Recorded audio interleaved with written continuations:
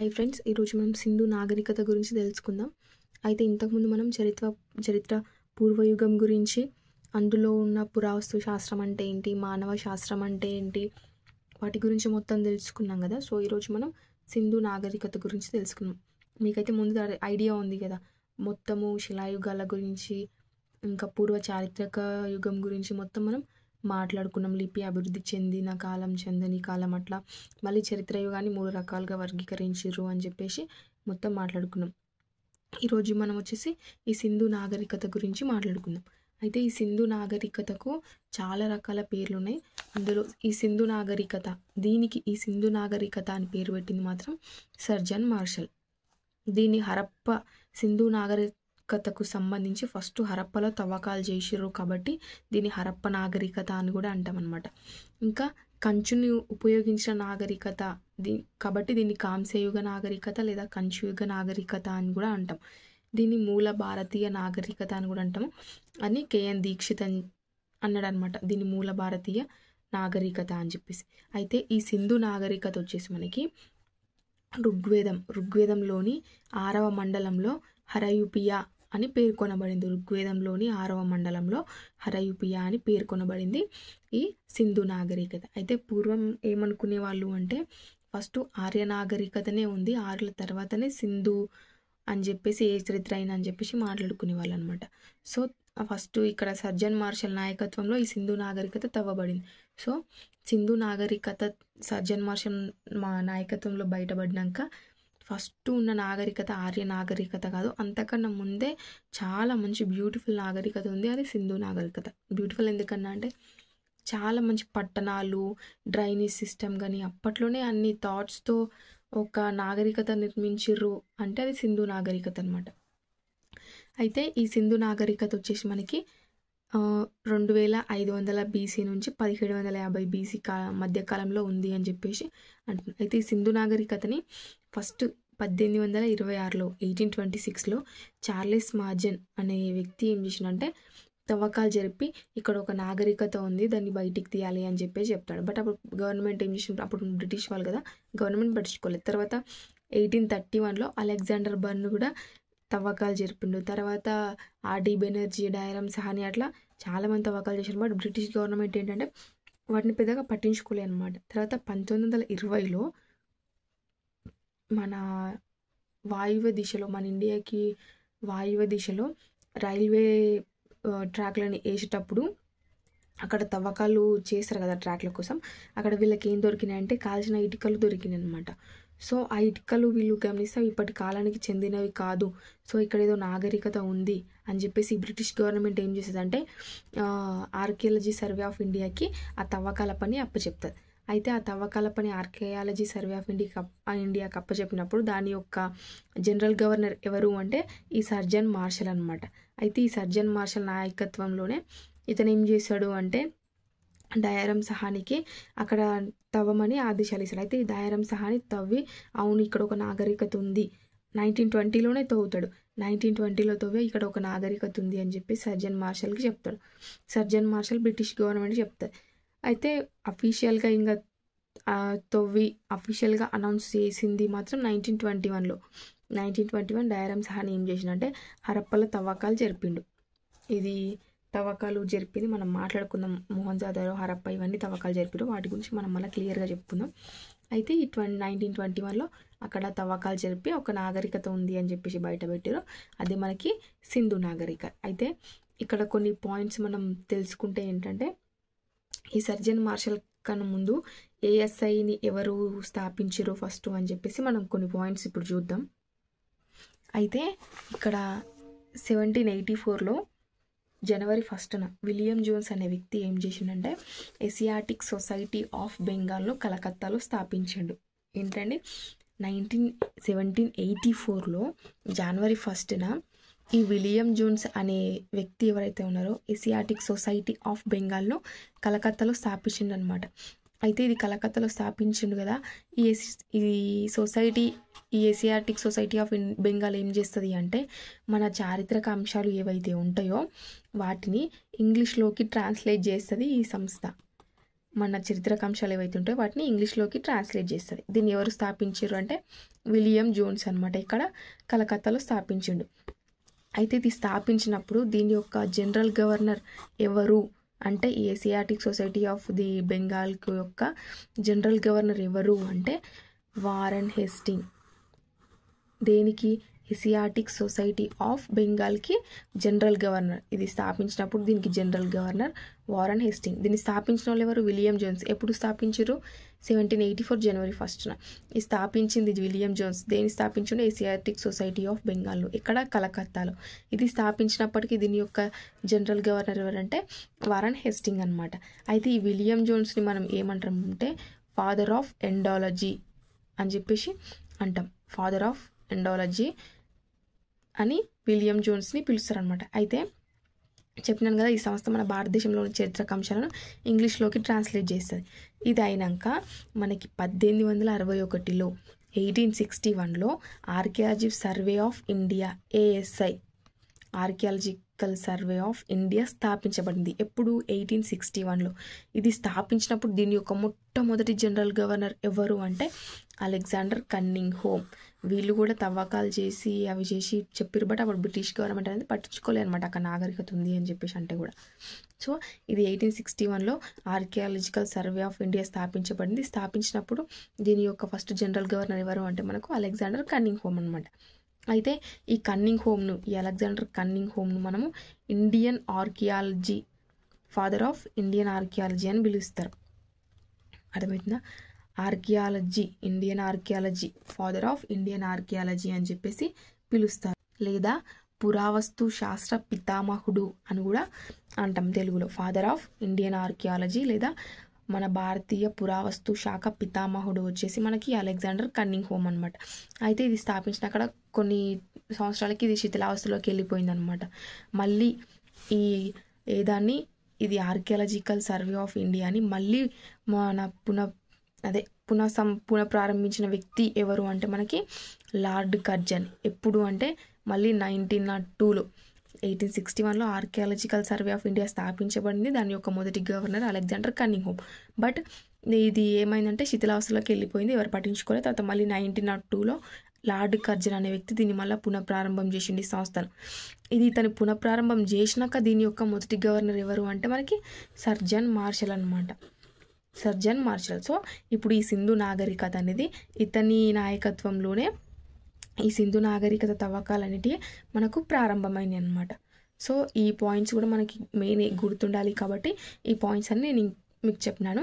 ఇప్పుడు మళ్ళీ మనం సింధు నాగరికత గురించి చెప్పుకుందాం.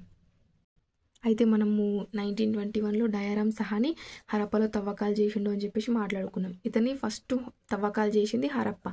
ఫస్ట్ సింధు నాగరికతకు సంబంధించి ఫస్ట్ హరప్పలో తవ్వకాలు చేసిరు కాబట్టి దీన్ని హరప్ప నాగరికత అని కూడా అంటామన్నమాట.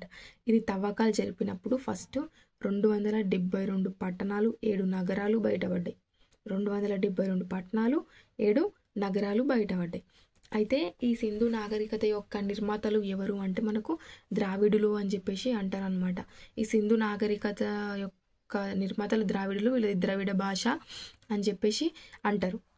అయితే వీళ్ళ భాష మీద ఫస్ట్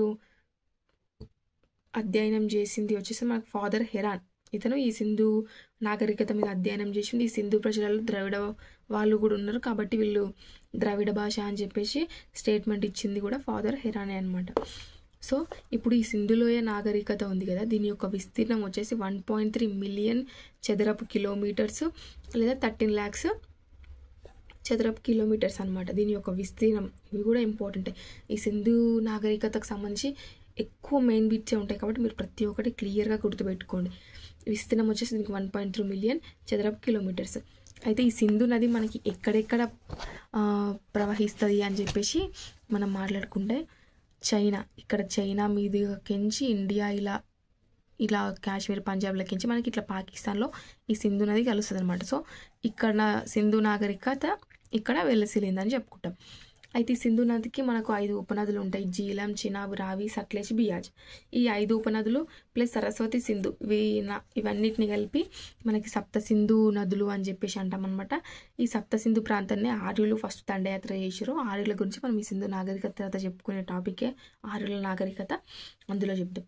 అయితే ఈ సింధు ఉపనదికి వచ్చేసి మనకు 5 ఉపనదులు ఉంటాయి. ఈ సింధు నదికి జీలం, చినాబ్, రావి, సట్లెజ్, బియాజ్ ఇవి కూడా ఇంపార్టెంటే. ఎందుకంటే మనకి సింధు నాగరిక సరిహద్దులు ఉన్నాయి, అవి ఈ నదులకు సంబంధించినవి ఉంటాయి కాబట్టి ఒకసారి ఇవి కూడా మీరు గుర్తుపెట్టుకోవాలి. ప్లస్ సింధు ప్లస్ సరస్వతి ఇవన్నిటిని కలిపి మనకు సప్త సింధు నదులు అని చెప్పేసి అంటాం అనమాట.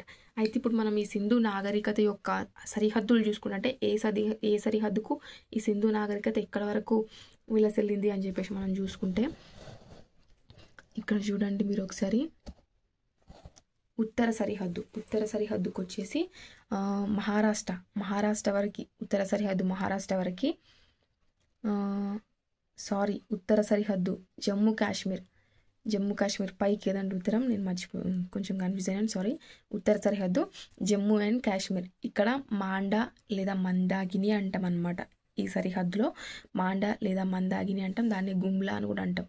ఇక్కడ వరకు ఉత్తర సరిహద్దులో ఇక్కడ వరకు జమ్మూ అండ్ కాశ్మీర్ అక్కడ.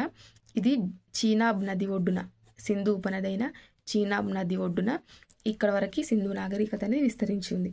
అట్లనే దక్షిణ సరిహద్దుకు చూసుకుంటే దైమాబాద్ మహారాష్ట్ర, ఈ దక్షిణం వైపు చూసుకుంటే దైమాబాద్ అనమాట మహారాష్ట్ర, దక్షిణం వైపు మహారాష్ట్ర.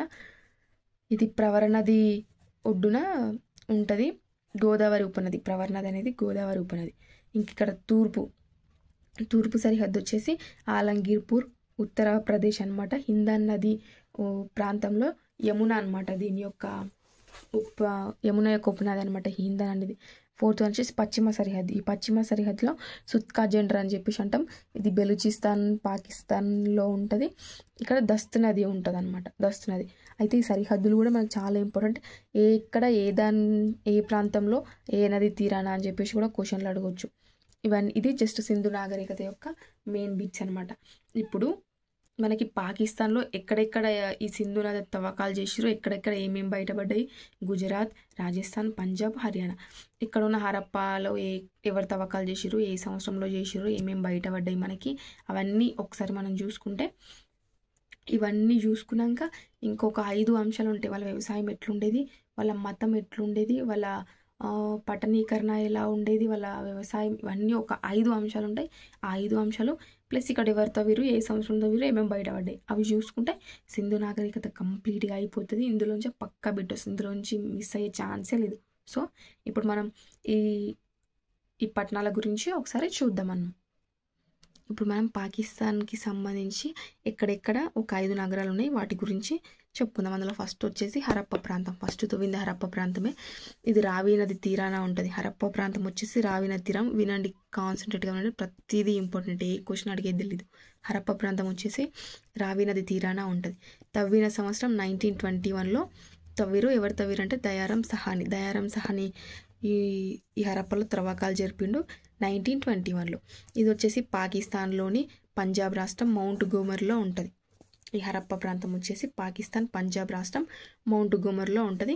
దీన్ని ఇంకా ఈ హరప్ప ప్రాంతాన్ని ఏమని పిలుస్తారు అంటే ధాన్యాగారాల నగరం లేదా గ్రానరీ సిటీ అని చెప్పేసి అంటాం. ధాన్యాగారాల నగరం లేదా గ్రానరీ సిటీ అని చెప్పేసి అంటాం. ఇక్కడ 2 వరుసలలో 12 ధాన్యాగారాలు, 12 చిన్న ధాన్యాగారాలు బయటపడ్డాయి కాబట్టి దీన్ని ధాన్యాగారాల నగరం అని చెప్పేసి అంటాం అనమాట. ఇంకోటి హెచ్ ఆకారంలో శ్మశానం బయటపడ్డది ఇక్కడనే, హెచ్ ఆకారంలో శ్మశానం. ఇంకా బాలిక వస్త్రం. అయితే ఈ వస్త్రం అనేది మనకు గ్రీకులకు సంబంధించింది అని చెప్పేసి అంటారు, ఎందుకంటే అప్పుడు వస్త్రం అంతగా అభివృద్ధి చెందలేదు. ఇంకోటి పాము ముద్రిక దొరికింది. ఎర్ర ఇసుక రాయితో మనిషి మొండెం, కాంస్య అద్దం, ఇంకా నాట్యగత్త విగ్రహం, మట్టి ఇసుకతో రక్షణ గోడ, శవపేటిక ఉన్న సమాధి దొరికిందనమాట. సో ఈ హరప్ప ప్రాంతం మనం చూసుకుంటారు, ఇది రావి నది తీరాన ఉంటుంది. తవ్విన సంవత్సరం వచ్చేసి మనకు 1921. తవ్వింది దయారాం సహాని అనమాట. ఇది పాకిస్తాన్ పంజాబ్ రాష్ట్రం మౌంట్ గోమర్లో ఉంటుంది అనమాట. దీన్ని ధాన్యాగారాల నగరం లేదా గ్రానరీ సిటీ అంటాం. ఎందుకు దీన్ని ధాన్యాగారాల నగరం అంటామంటే 2 వరుసలో 12 ధాన్యాగారాలు ఇక్కడ బయటపడ్డాయి అనమాట. లేదా 2 వరుసలలో 12 ధాన్యాగారాలు ఎక్కడ బయటపడ్డాయి అంటే మనకి హరప్ప ప్రాంతం. ఒక వరుసలో 6, ఇంకో వరుసలో 6, 12 ధాన్యాగారాలు బయటపడ్డాయి. హెచ్ ఆకారంలో శ్మశానం హరప్పలో దొరికింది. బాలిక వస్త్రం అనమాట. ఇంక ఇది గ్రీకులకు సంబంధించిన వస్త్రం, బట్ బాలిక వస్త్రం హరప్పలో దొరికింది.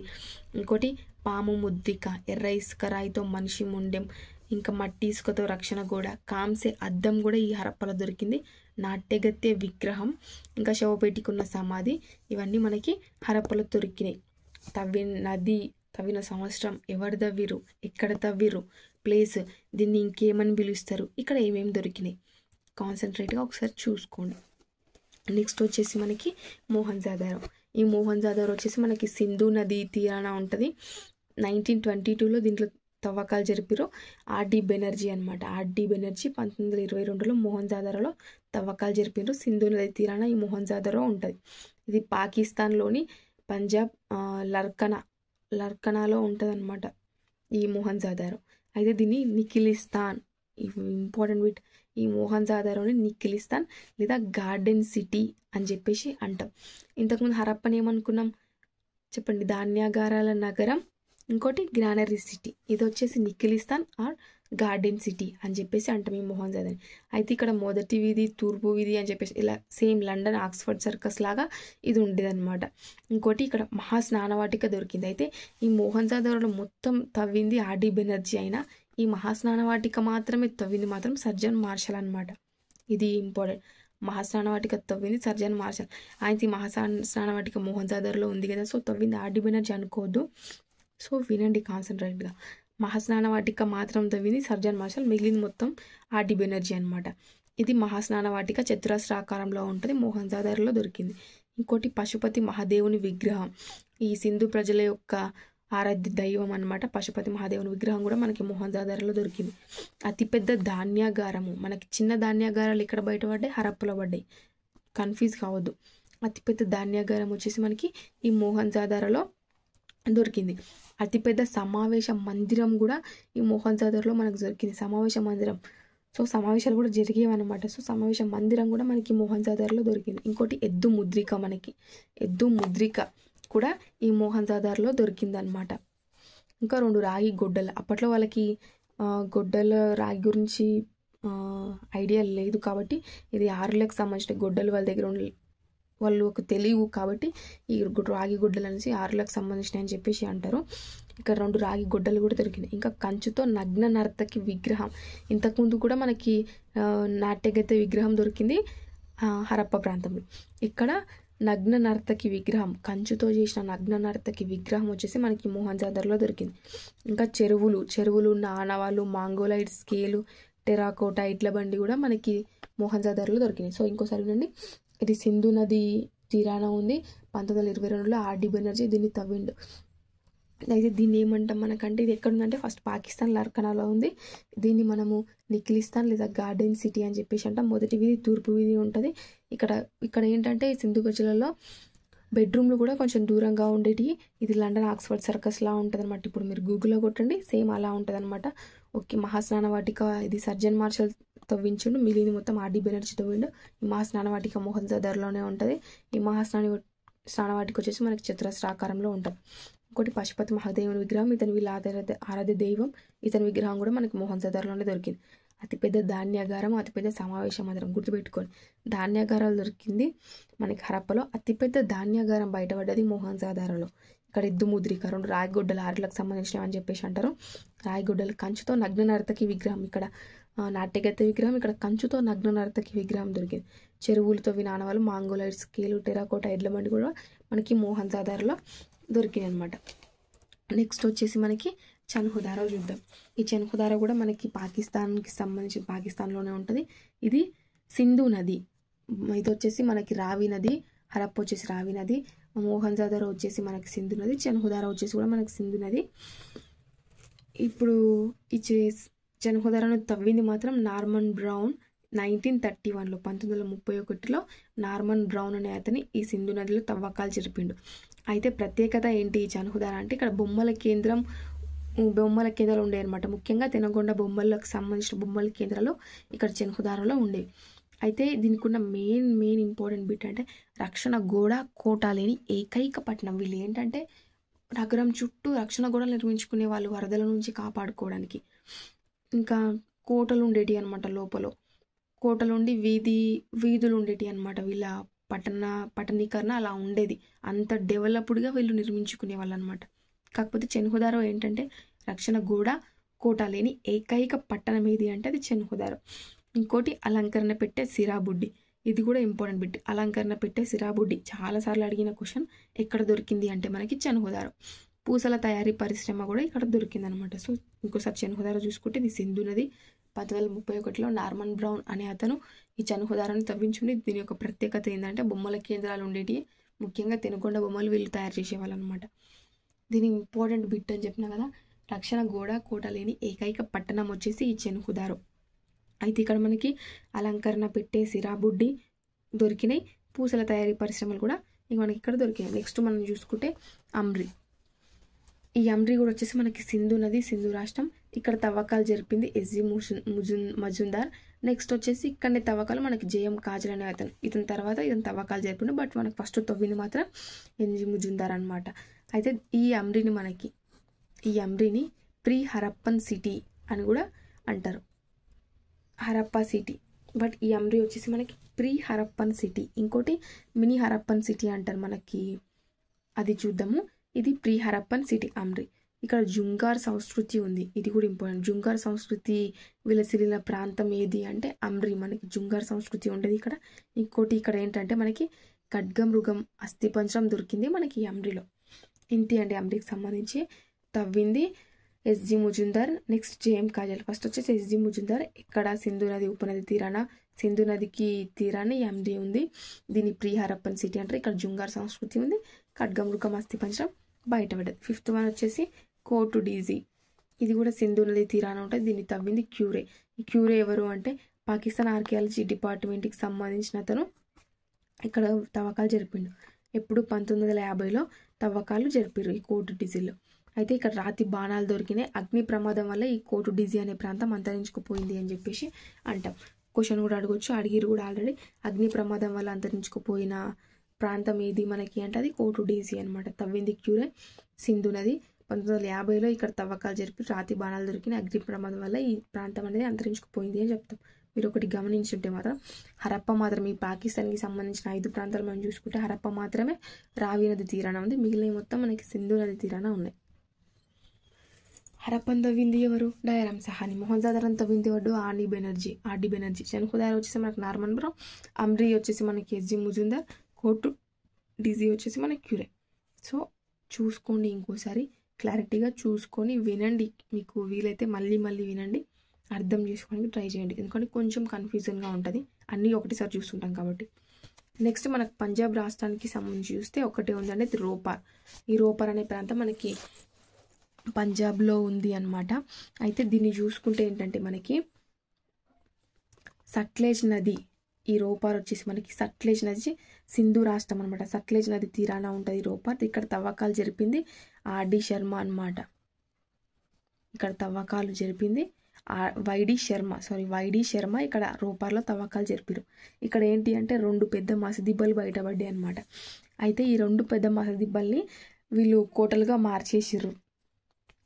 వాటిని ఇప్పుడు కోటలుగా మార్చేశారు. 2 మసదిబ్బలు ఇక్కడ బయటపడ్డాయి అనమాట. అయితే ఇక్కడ ఏంటి అంటే ఇక్కడ యజమాని చనిపోతే ఏంటంటే ఆయన పెంపుడు జంతువులను కూడా యజమానితోనే పూర్తి చేసేవాళ్ళు అనమాట. ఇక్కడ ఇది ఒక ఆచారం ఉంది. ఇక్కడ యజమాని చనిపోతే ఆయన పెంపుడు కుక్కలను కూడా యజమానితోనే పూర్తి చేసేవాళ్ళనమాట. ఇది రోపార్కి సంబంధించింది. తవ్వింది వైడి శర్మ. ఇక్కడ 2 మసదిబ్బలు బయటపడ్డాయి. అవి కాస్త ఇప్పుడు కోటలుగా మార్చేసారు. ఇక్కడ యజమాని చచ్చిపోతే అతని పెంపుడు జంతువులను కూడా అతనితోనే పూడ్చిపెట్టేవాళ్ళు. ఇది సట్లెజ్ నది తీరాన ఉంది సింధు రాష్ట్రం. నెక్స్ట్ మనం గుజరాత్లో ఉన్న ప్రాంతాల గురించి మాట్లాడుకుందాం. నెక్స్ట్ ఇప్పుడు గుజరాత్లో ఉన్న ప్రాంతాలు ఏమంటే లోథాల్ ప్రధాన ఓడరేవు. సింధు ప్రజలకు సంబంధించిన ప్రధాన ఓడరేవు ఏదంటే లోథాల్. సో ఈ లోథాల్ వచ్చేసి బోగావా నది తీరాన ఉంది. లోథాల్ ఇక్కడ ఉంది, బోగావా నది తీరాన ఉంది. దీన్ని తవ్వింది 1954లో ఎస్ఆర్ రావు అనే అతను ఇక్కడ తవ్వకాలు జరిపిండు. 1954లో ఎస్ఆర్ రావు అనే అతను ఈ లోతాల్లో తవ్వకాలు జరిపిండు. చెప్పినాను కదా, ఇది ఒక ప్రముఖ ఓడరేవు పట్టణం. సింధు ప్రజలు వ్యాపార వాణిజ్యాలు చేసింది అంటే ఈ లోతాల్ ఓడరేవుతోనే. ఇంకోటి టైడల్ ఓడరేవు అని ఉంటుంది, అది సహజ సిద్ధంగా ఏర్పడిన ఓడరేవు అనమాట. టైడల్ ఓడరేవు అనేది మనం ఇప్పుడు లోతాల గురించి అయితే మాట్లాడుకుందాం. 1954లో ఎస్ఆర్ రావు అనే అతను ఈ లోతాల్లో తవ్వకాలు జరిపిండు. ఇది బోగావా నది తీరాన ఉంది. ఇది ఒక ప్రముఖ ఓడరేవు పట్టణం. ఈ లోతాల్ని మనకి మినీ హరప్పన్ సిటీ అని చెప్పేసి అంటాం.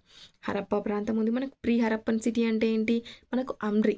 అక్కడ ఆల్రెడీ మనం జుంగార్ సంస్కృతి ఉంది, ఖడ్గమృగం అస్థిపంజరం బయటపడదని మాట్లాడుకొని చేస్తే ఇంతకుముందే.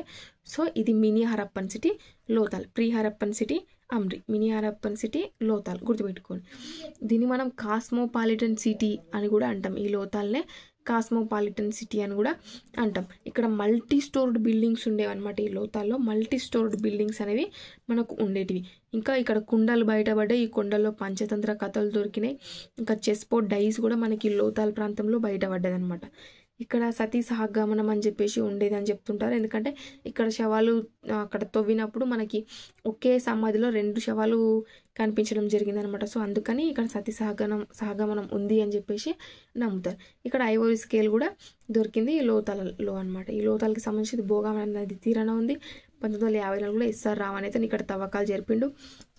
దీన్ని మినీ హరప్పన్ సిటీ కూడా అంటారు, కాస్మోపాలిటన్ సిటీ అని కూడా అంటారు. ఇంక ఇక్కడ మల్టీ స్టోర్ బిల్డింగ్స్ ఉండేవి. ఇక్కడ పంచతంత్ర కథలు దొరికినాయి. ఇక్కడ కుండలు దొరికినాయి. అక్కడ అందులో పంచతంత్ర కథలు ఉన్నాయి. చెస్ బోర్డ్ డైస్ కూడా మనకి ఇక్కడ దొరికింది. సతీ సహగమనం ఉండేది అని చెప్తారు. ఎందుకంటే ఒకే సమయంలో 2 శవాలు దొరకడం వల్ల ఇక్కడ అది నమ్ముతురు అని చెప్పేసి అంచనా వేసారు. ఇంకోటి ఇది ఐవోరీ స్కేల్ కూడా దొరికింది అనమాట ఈ లోతాలకు సంబంధించి. నెక్స్ట్ వచ్చేసి మనకు ధోలావీరా.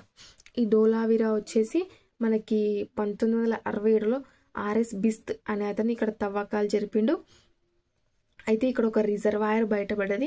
అందులో కిందికి దిగడానికి 32 మెట్లు ఉన్నాయన్నమాట రిజర్వాయర్లో. ఇక్కడ ఈ పట్టణాన్ని 3 విధాలుగా విభజించారు. ఎట్లా అంటే పట్టణం ఇలా ఉంటే మనకి ఇలా ఎగువ ప్రాంతం, మధ్య, దిగువ, ఇట్లా ఒక పట్టణాన్ని 3 రకాలుగా విభజించింది ఏది అని క్వశ్చన్ అడిగితే మాత్రం అది ధోలావీరా ఆల్రెడీ క్వశ్చన్ వచ్చింది. అయితే ఇక్కడ రిజర్వాయర్ బయటపడ్డది 32 మెట్లతో. ఇంకొకటి వచ్చేసి ఇక్కడ ఒక ముద్రిక దొరికింది. ఆ ముద్రిక మీద 10 గుర్రపు గుర్తులు ఉన్నాయన్నమాట. అయితే సింధు లిపికి సంబంధించింది అనమాట ఆ ముద్రిక వచ్చేసి మనకి. సో మనం ధోలావీరా గురించి ఇంకోసారి చూస్తే, ధోలావీరా వచ్చేసి 1967లో ఆర్ఎస్ బిస్త్ తవ్వకాలు జరిపిండు. ఇక్కడ రిజర్వాయర్ బయటపడ్డది.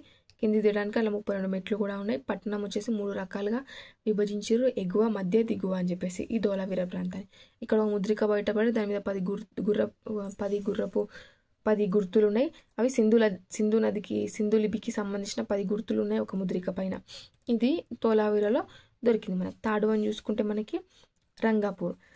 ఇది కూడా సేమ్ గుజరాత్ రాష్ట్రం, కాకపోతే ఇది బాదర్ నది తీరాన ఉంటుంది. ఇక్కడ తవ్వకాలు జరిపింది MS వాట్స్. అయితే ఇక్కడ మనకు వరిని పండించురు, వరి పోటు దొరికింది. వరి పోటు ఆధారంగా ఇక్కడ వరిని పండించురు అని చెప్పేసి అంటాం అనమాట. రంగాపూర్, వరిని పండించిన ప్రాంతం మనకి రంగాపూర్. అంతే, ఇది బదర్ నది తీరాన ఉంటుంది. ఇక్కడ తవ్వకాలు జరిపింది మాత్రం MS వాట్స్. ఇంకోటి 4th వన్ వచ్చేసి మనకి సుర్కటోడా. ఈ సుర్కటోడా వచ్చేసి మనకి గుజరాత్ రాష్ట్రం. ఇక్కడ తవ్వకాలు జరిపింది జగపతి